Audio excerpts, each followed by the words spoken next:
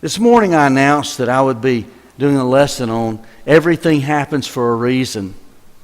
About a couple of years ago, I asked a bunch of folks, I said, tell me some dangerous assumptions that people quite often operate on or sometimes verbalize. And one of the first things I wrote down was everything happens for a reason. You know, reason, this would be a cause, an explanation for, or justification for an action or an event. Now, similar expressions to everything happens for a reason would be, it was just meant to be, or it was all part of the plan, or it must have been God's will.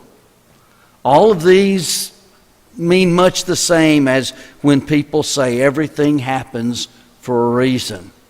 At the very outset, I will say, this is an assumption.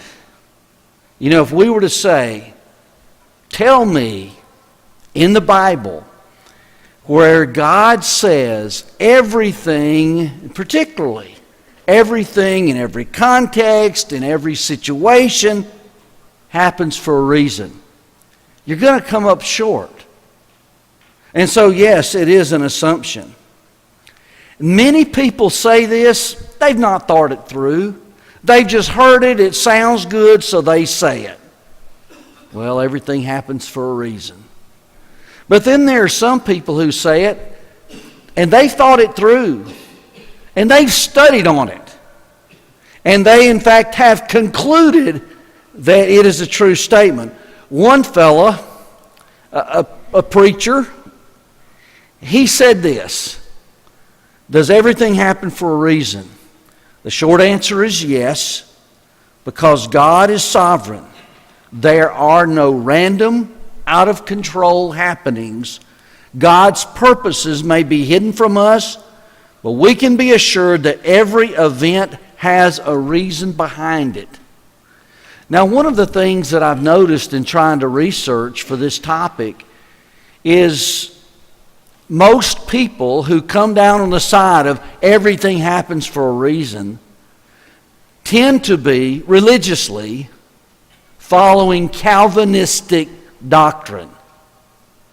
Kind of might say, the predestination sort of thing gone to seed. And so it's kind of not surprising that they would say everything happens for a reason.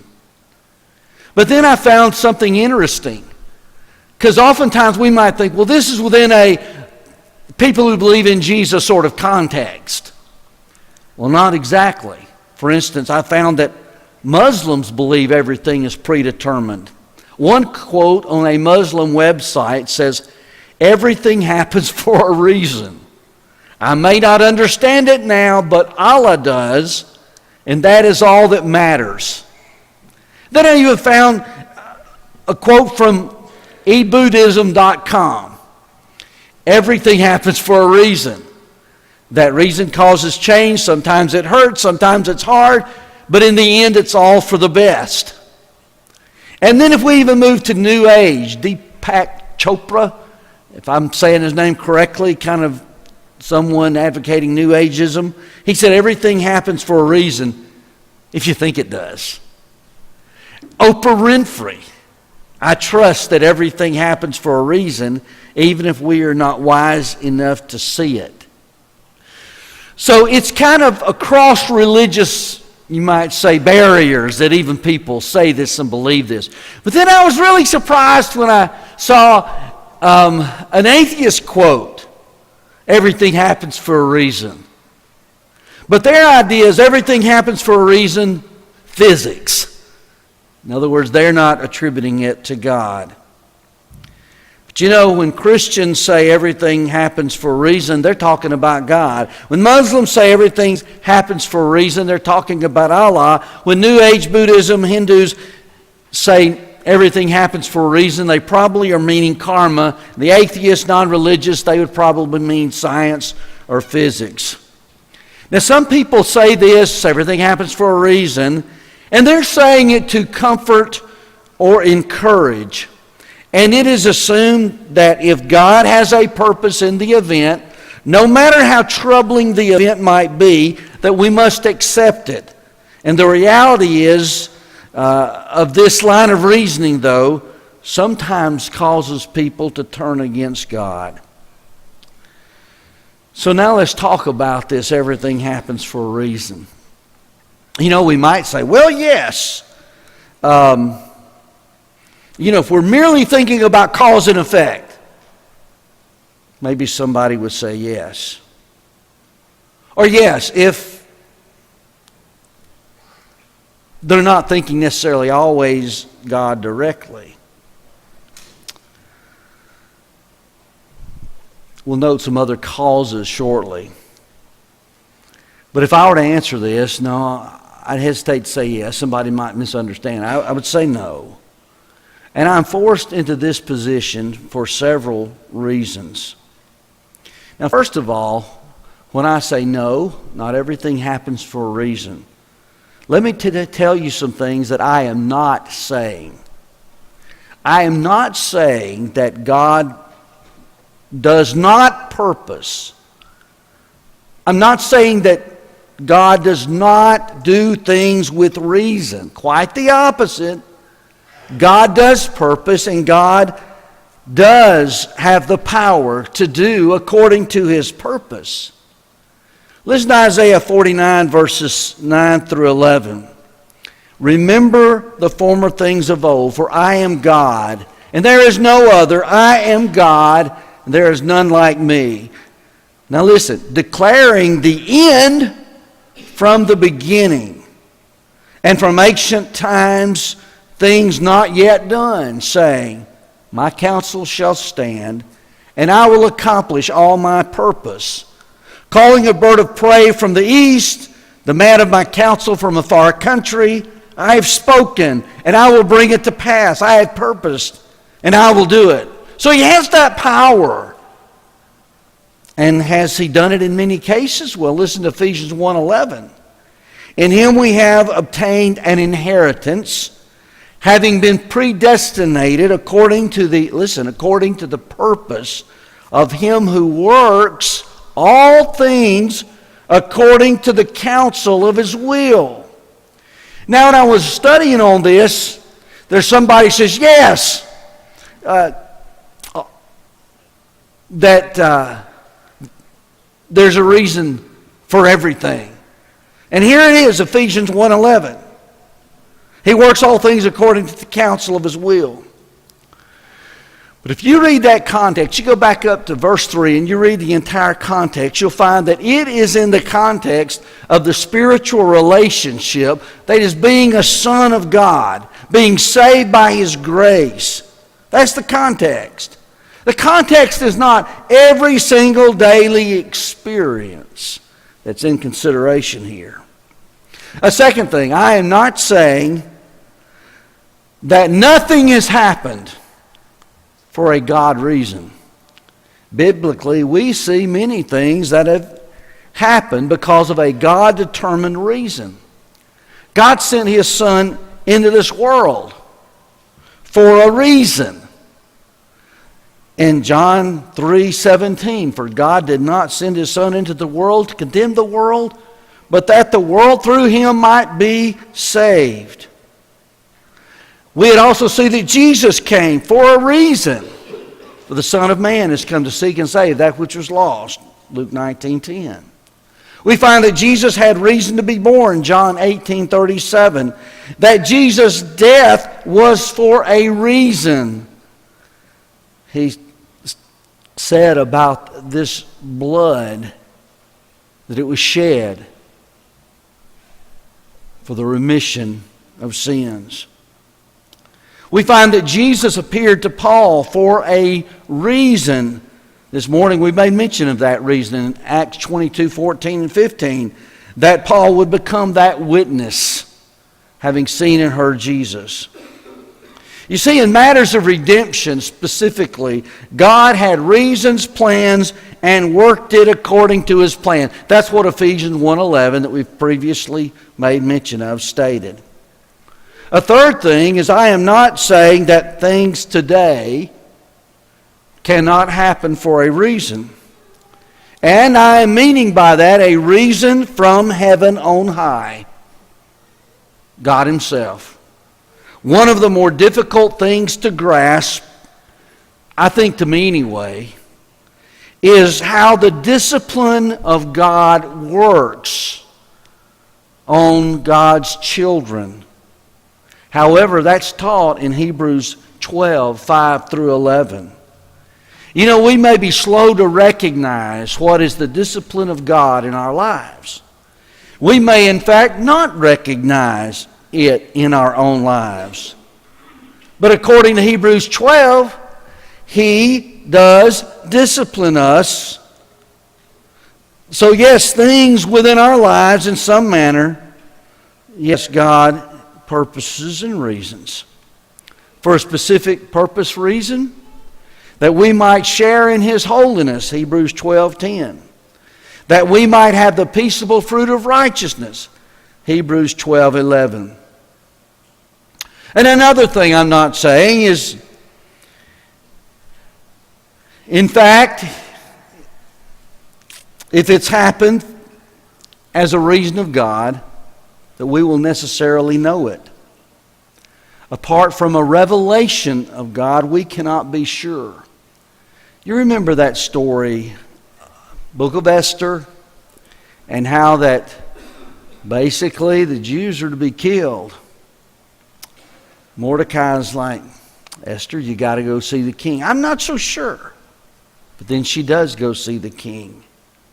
And as you read about his words, he says, for if you keep silent at this time, relief and deliverance will arise for the Jews from another place, but you and your father's house will perish. And now listen, who knows whether you have come to the kingdom for such a time as this? So he says, for who knows? It's kind of like we can't know for sure. Sure seems logical. Philemon 1:5. There you read, and this of course within that context of Onesimus the slave being returned to Philemon.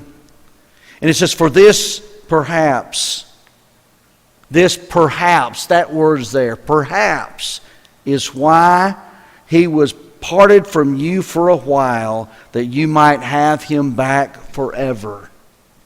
And so, even if it is, as it were, an activity of God, of God's reason, we may not know.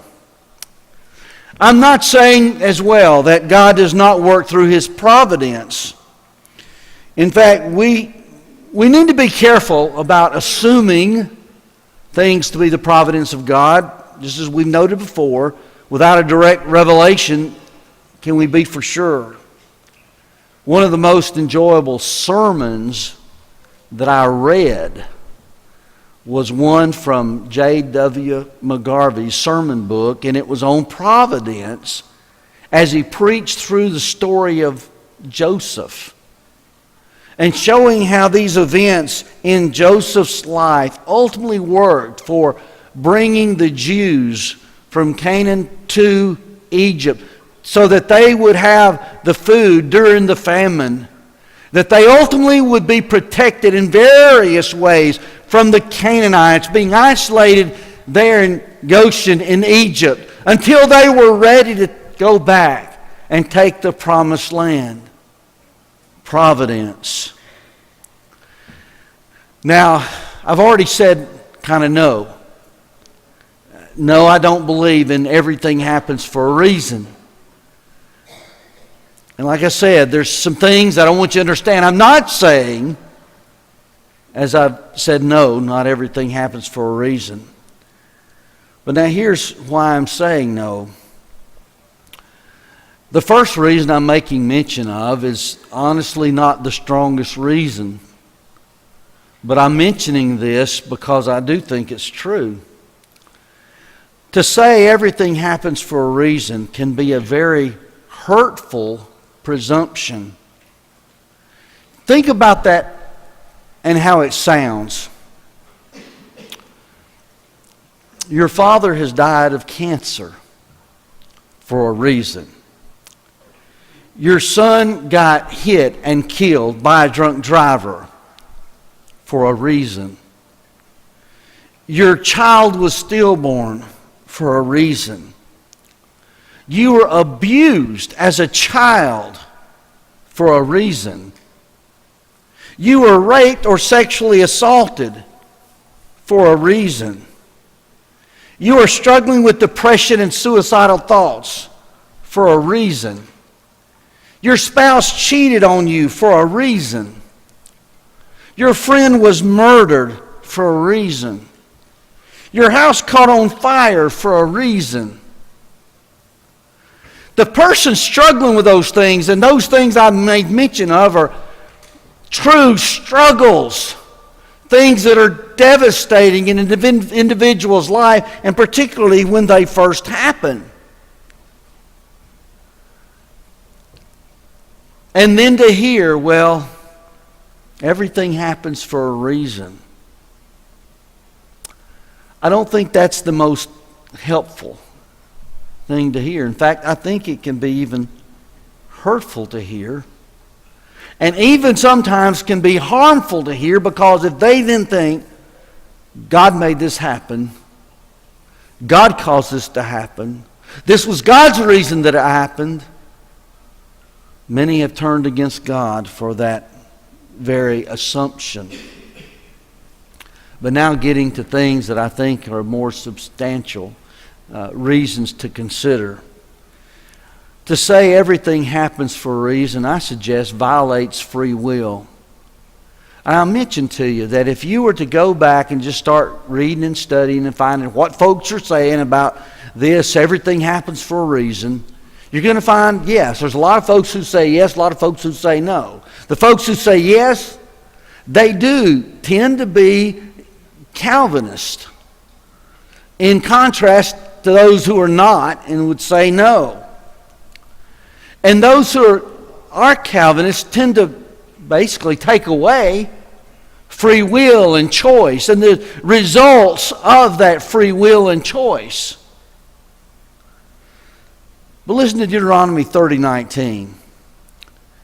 Here, children of Israel are told, I have set before you life and death, blessing and curse. Therefore, choose life, that you and your offspring may live. Now, how can you read that and not think in terms of God gave us choice? I'm convinced that you read of that choice when you're back in the Garden of Eden, where He tells them of that tree, midst of the garden. No, you don't eat of it, lest you die. And then as Satan comes tempting Eve, and then she gives to Adam that Eve, she made a choice. Adam, he made a choice. And God allowed them that freedom to choose. At the heart of everything happens for a reason is the assumption that it's God's reason, that God's caused it, and that God has caused every event. And if everything that happens according to God's reason, well then, we're not really to be blamed, are we? God is. We're off the hook. We cease to be responsible, or it would seem, if God's determined it and God's chosen it and we have no choice. If it all happens for a divine reason, then it's impossible for me to fail. Nothing's even my fault. And even my failures are somehow planned by God. And so why should God fault me for my sin if my wrongdoing is from divine reason? See, this is not the case. Man's choices are to be blamed. And man is the one that's to be blamed for his choices, not God's reason. We read all have sinned. We don't read God has sinned. So, kind of the first main reason is everything happens for a reason. It seems to deny the free will of man. It denies also that things happen for many reasons. Now, Wednesday nights, we've been treated to an excellent series of studies on the subject of suffering. Now, the last 2 weeks, Charlie was basically working from various reasons that men suffer. These reasons he's given us because of our own sins, because of the sins of others, because of natural disasters, because we live in the world of law and order, because of ignorance, because of carelessness, because of unwholesome attitudes, because of God's disciplinary action, because we are righteous, because of the volition or the will of others. Now, if you want a kind of the extended version, you go back to YouTube and you listen to these lessons. But in other words, here's a variety of reasons for the suffering. No, it's not a matter of God's caused it. It's not a matter of for every suffering, God's the reason. A third reason that I would say no to everything happens for a reason is because it then places God as the reason for evil and darkness. Yet God has nothing to do with evil and darkness. In 1 John 1:5 you read, this is the message that we've heard from Him and proclaimed to you, that God is light, and in Him is no darkness at all. You read about how God is holy, Leviticus 11:44 and 45, and 1 Peter 1, verse 16. So, we make mention of an action that's sin. It's not holy. It's darkness. So the only conclusion is, no. God did not have anything to do with it. No, God is not the reason for it. Am I to assume that when Cain killed Abel, that God had a reason for this evil deed? That God planned it? That God's responsible for it? Am I to assume that when Amnon raped his half-sister Tamar, that God had reason for this evil deed? That God planned it? That God is responsible for it? Am I to assume that when Absalom so rebelled against his father, desiring his father's throne, making his own father become a refugee from his home in Jerusalem, that God had a reason for this evil deed, that God planned it, that God is responsible for it? To say everything happens for a reason, a part of that everything would be evil deeds, sinful acts.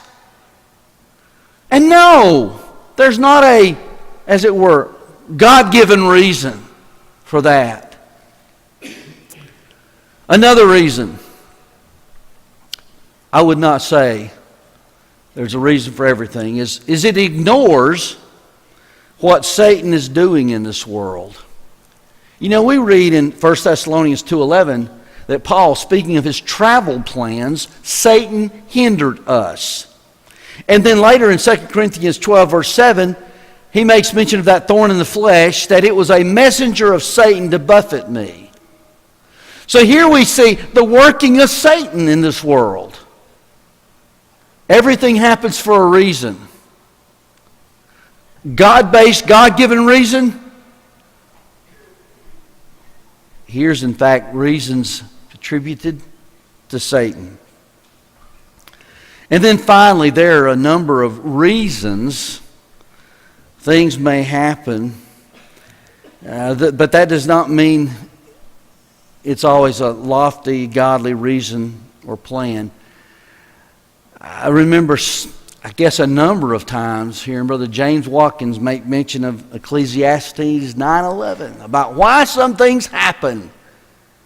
And so he would have quoted it. It says again, I saw that under the sun the race is not to the swift, nor to the battle to the strong, nor bread to the wise, nor riches to the intelligent. It's kind of like logic would assume, but he says, no, it doesn't always happen that way. And then he says, but time and chance happens to them all. Time and chance. This is basically kind of like saying accident. As if it just doesn't happen like you'd think it should. Now, someone might be thinking, wait. Okay, I know that verse doesn't say everything happens for a reason. Well, what about Romans 8:28? Romans 8:28. Here we find that Paul says, and we know for those who love God, all things work together for good for those who are called according to His purpose. There it says all things work together for good. That sounds like, kind of like, maybe everything happens for a reason. But let's see some things about that verse. By the way, I'm going to read it again. And we know that for those who love God, all things work together for good for those who are called according to His purpose. It does not say that God caused all things. Everything happens for a reason. That assumes God caused all things. Romans 8:28 doesn't say that. It does not say that everything has a reason. It does not say all things are good. Says He can work good. He doesn't say all things are good. It does not say that each event becomes good, or God makes it good, or even leads to good. It says all things work together for good. Sometimes people will take a singular event, try to find the good. It doesn't say that. It says all things work together for good. It doesn't say each thing becomes good. This promise, too, is for those who love God and are called according to His purpose. That is, this promise is for Christians. A lot of folks want to make claim to this. They're not Christians. This verse is for Christians. And let's just be honest. The ultimate of good is heaven. And that's not a promise to those who are not Christians. It's also clear that it is God who's working these things together for good. So it's God's doing. And then last, the good is not said here to specifically be in this temporal world. Certainly the events in this temporal world that work together for good, but it doesn't say the good is necessarily in this temporal world. 2 Corinthians 4, verse 16 through 18, he says, so do not lose heart, though our outer self is wasting away, our inner self is being renewed day by day. For this light momentary affliction is preparing us an eternal weight of glory beyond all comparison. This momentary affliction, that's happening in the temporal realm, in this world. But what is preparing for us, he says, it is an eternal weight of glory beyond all comparison. He's talking about heaven. As we look not to things that are seen, That's the temporal. But to the things that are unseen. For the things that are seen are transient, but the things that are unseen are eternal. God, He's able to work all things together for good. It's God. He's not making mention of just a specific singular event, but all things. God orchestrates them together for good. For good now? He doesn't say now. Could be now. Could be He has in mind the eternal. But no, I wouldn't say that Romans 8:28 is an equivalent of there's a reason for all things. No, God is not the direct, purposeful cause of everything. The Creator, yes. But every event, every minor thing that happens in this world, no. But yes, God is still working in this world. Let's just be careful what we say. And sometimes we must admit, too, we don't know why we don't know why some terrible things are happening. We do know that God loves us. We know that Jesus died for us. We know, too, that the temporal, the here and now, this place where we do hurt, that it will one day be replaced by eternity. Everything happens for a reason. Some say yes. I would suggest no, based on what we've studied tonight. Turning our attention again, though, to eternity. Are you ready for eternity? If that tragedy were to happen tonight and you didn't make it home, not to your physical home, not to your address here on earth, but your life ended, would you be ready? And that's why we offer the invitation. We've all sinned. We fall short. God's grace saves us. We respond and accept His grace and salvation through faith, turning from our sin, confessing that faith, and then being baptized for the forgiveness of sins. If we could assist you in your obedience tonight, please come.